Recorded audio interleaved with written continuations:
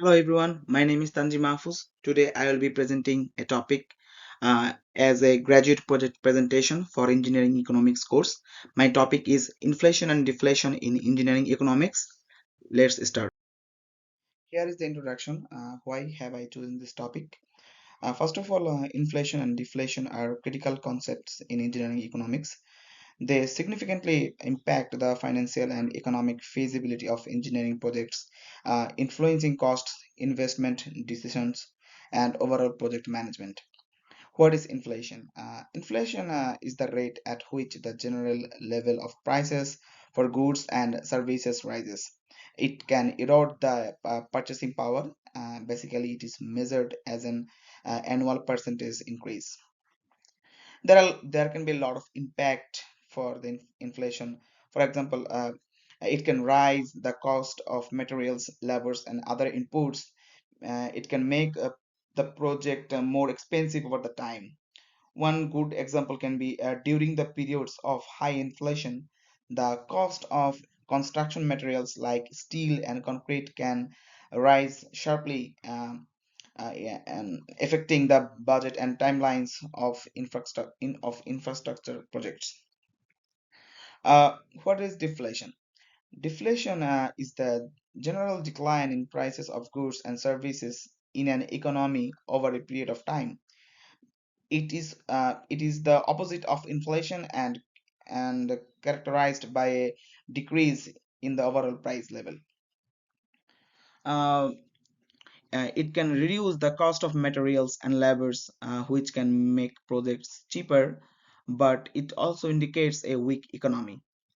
One example can be during the periods of deflation, the cost of technology components may decrease, allowing for more cost effective upgrades and investments in tech projects. Uh, it matters a lot. The knowledge of inflation and deflation matters a lot for engineering economics because the engineers must account for inflation and deflation to manage the project budgets effectively. And this knowledge will help to maintain a good cost management for a project.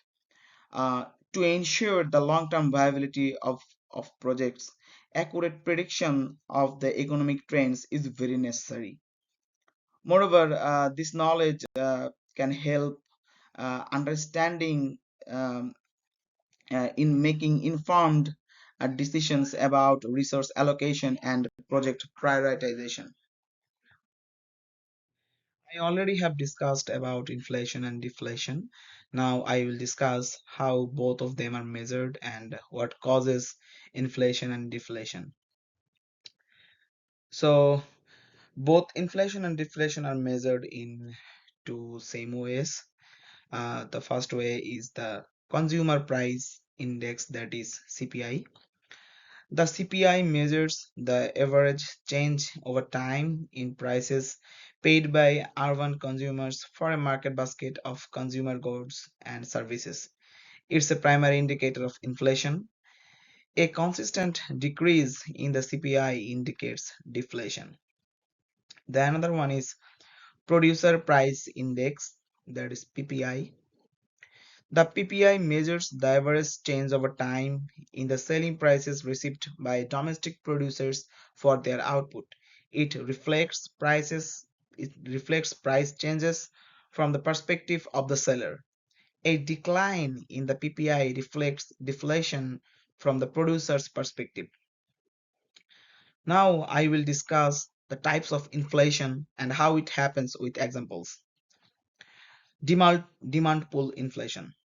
It occurs when the demand for goods and services exceeds their supply.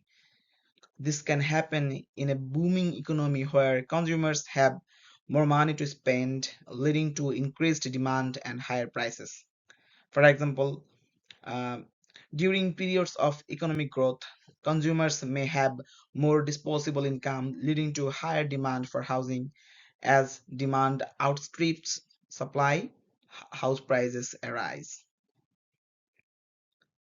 Cost push inflation. It happens when the cost of production increase, leading to a decrease in the supply of goods. This can be caused by higher prices for raw materials, increased wages, or other factors that raise production costs, pushing the prices up. For example, if the price of crude oil increases significantly, the cost of gasoline and other related products also rises. This increase in production costs is passed on to the consumers in the form of higher prices. Built-in inflation. It is also known as wage price inflation. This occurs when businesses raise prices to cover higher labor cost and workers demand higher wages to keep up with rising prices. This can create a cycle of increasing prices and wages. For example, uh, if a country experiences persistent inflation, workers may negotiate higher wages to maintain their standard of living. Businesses then raise prices to cover the higher wage costs, contributing to ongoing inflation. Here are the reasons why deflation causes. Decrease in demand. When consumer and business spending decreases, demand for goods and services falls, leading to lower prices.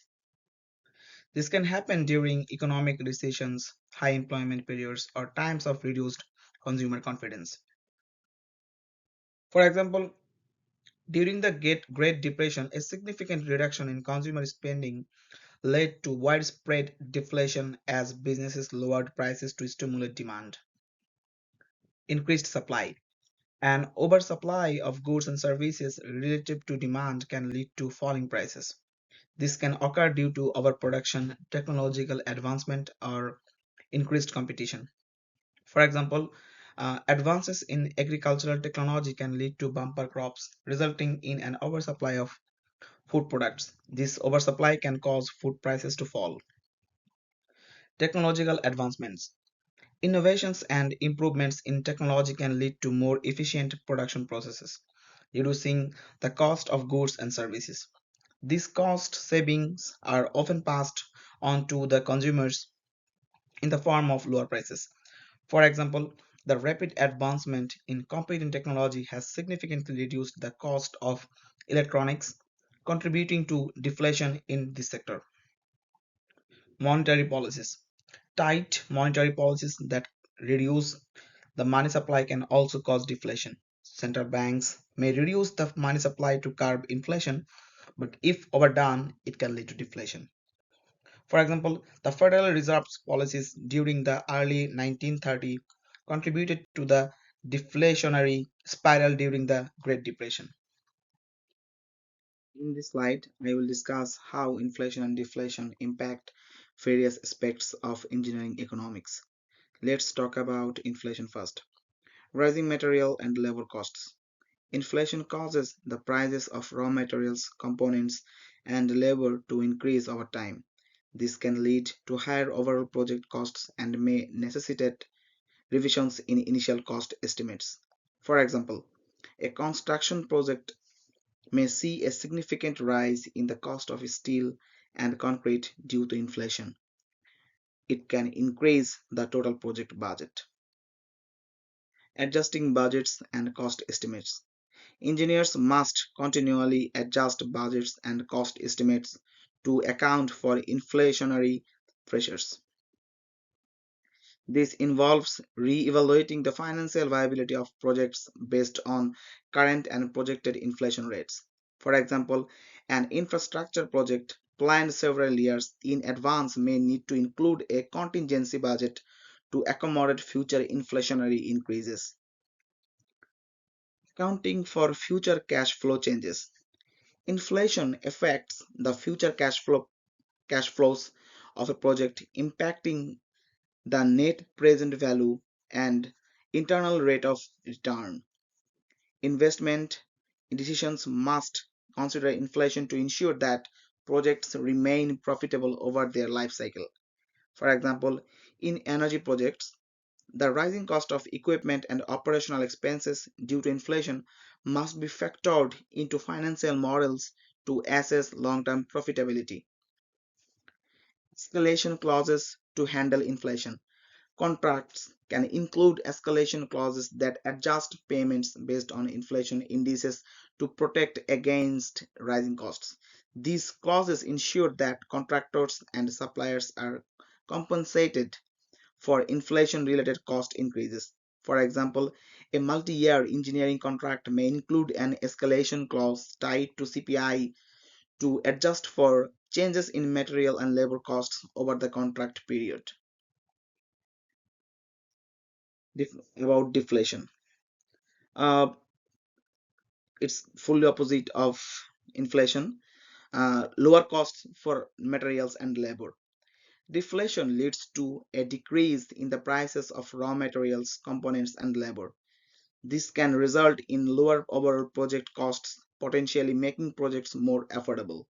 For example, a technology project may benefit from reduced costs of electronic components due to deflation, lowering the total project expenditure. Potential benefits of reduced costs. Reduced costs can improve the economic feasibility of projects, making them more attractive for investment and execution. Lower project costs can lead to higher profit margins and improved return on investment.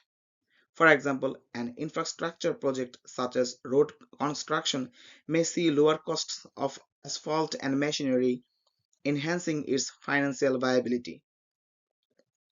Risk associated with deflationary periods. Deflation can signal a weak economy, leading to reduced consumer spending and business investment. Investors may be cautious about investing in new projects during deflationary periods due to uncertainty and potential lower returns. For example, in a deflationary environment, businesses might delay capital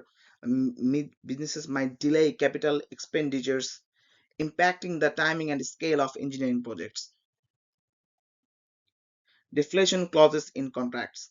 Contracts can include deflation clauses that adjust payments based on deflation indices to protect against falling costs. These clauses ensure that project budgets and contractor payments reflect the lower costs due to deflation. For example, a long-term supply contract for raw materials may include a deflation clause that reduces payments amounts if the costs of materials decreases over time.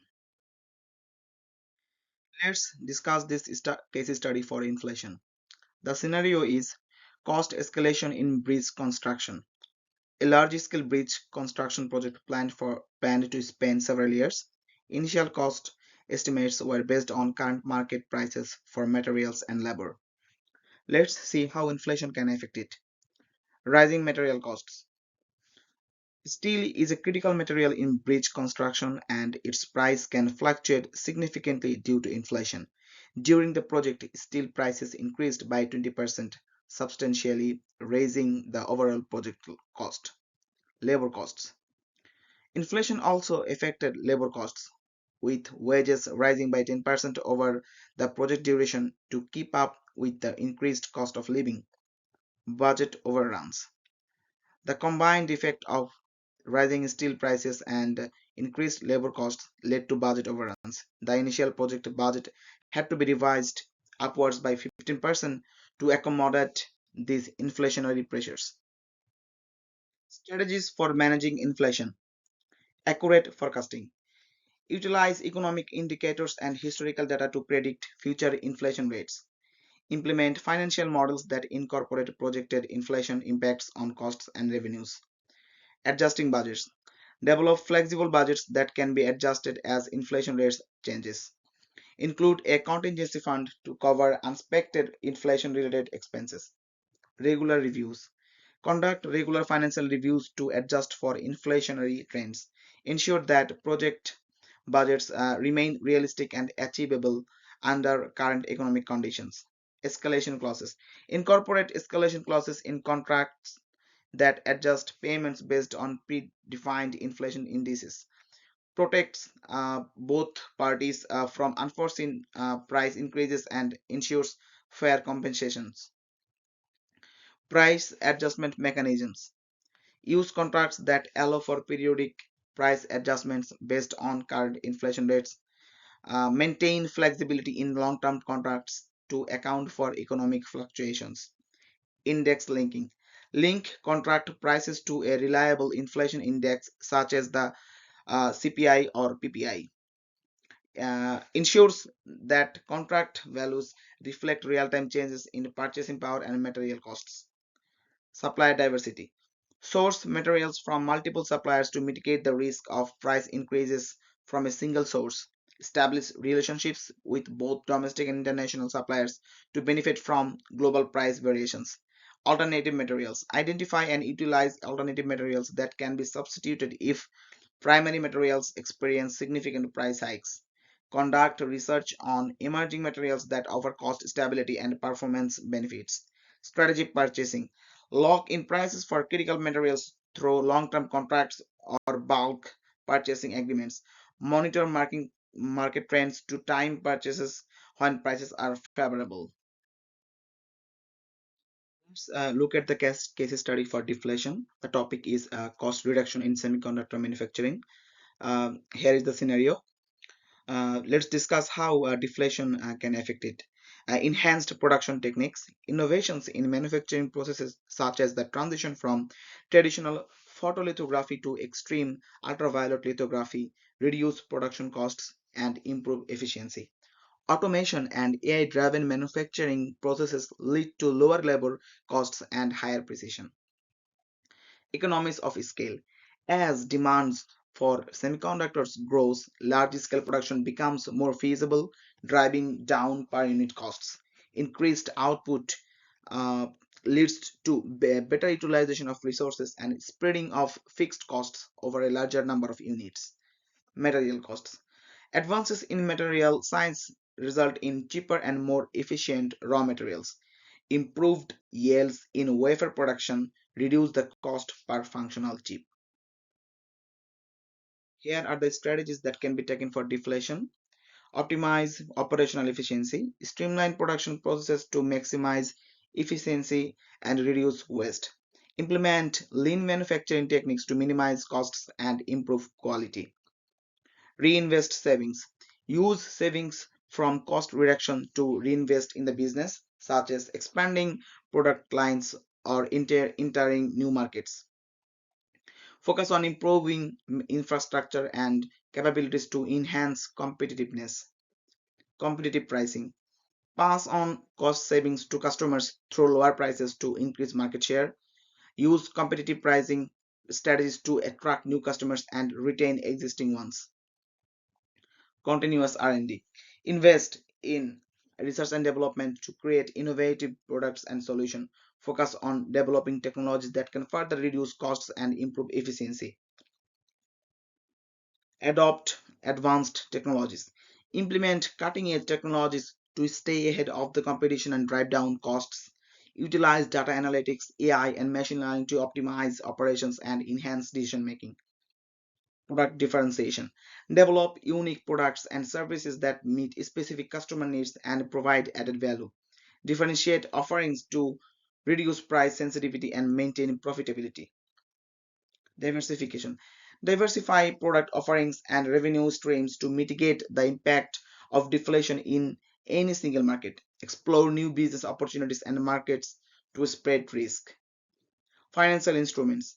Use financial instruments such as futures, options, and swaps to hedge against deflationary risks, protect against price volatility, and ensure stable cash flows. Long-term contracts. Secure long-term contracts with customer and supplier to stabilize revenue and costs. Negotiate terms that include deflation clauses to adjust prices based on market conditions. Here are the references that I have used so far for these slides. Thank you everyone for listening me. If you have any question, you can reach me through my email.